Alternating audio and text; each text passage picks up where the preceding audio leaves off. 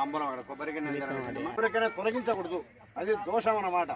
కాబట్టి మనము ముందుగా సంకల్పం చెప్పుకున్నాం, స్వామి మా గ్రామంలో మేము శ్రీ లక్ష్మీ నరసింహస్వామి యొక్క ప్రతిష్టా కార్యక్రమంలో భాగంగా ఆ పూజకు కావాల్సినంత మాత్రమే మట్టిని తీసుకుంటాం స్వామి, పుట్టను మొత్తం అంతా కూడా తొలగించడం లేదు.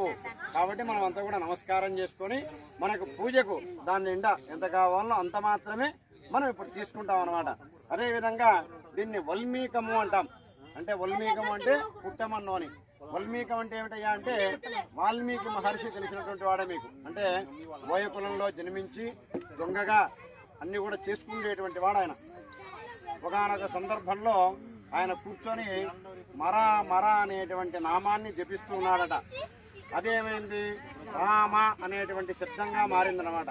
ఆయన కూర్చొని ఎప్పుడైతే మొర మొర మొర అనేటువంటి నామాన్ని జపిస్తూ ఉంటే అదే రామ రామ రామ అనేటువంటి శబ్దంగా మారి ఆ వల్మీకం అంటే ఆ పుట్ట అంతా కూడా ఆయన నిండుగా పైకి వచ్చిందంట.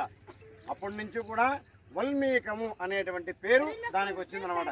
కాబట్టి మన గ్రామంలో మనం ప్రతిష్టా కైంకర్యం కోసమై మనం తీస్తున్నాం. కాబట్టి దాన్ని తవ్విన తర్వాత మనకు ఎటువంటి ఆపదలు కానీ అవన్నీ కూడా కలగకుండా స్వామికి నమస్కారం చేసుకొని మగవాళ్ళు 3 సార్లు అట్లా పికాస్తో దొవ్వండి.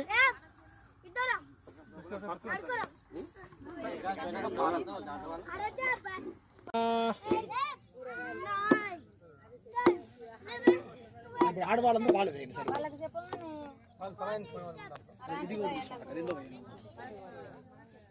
ముందుకు వెళ్ళేసి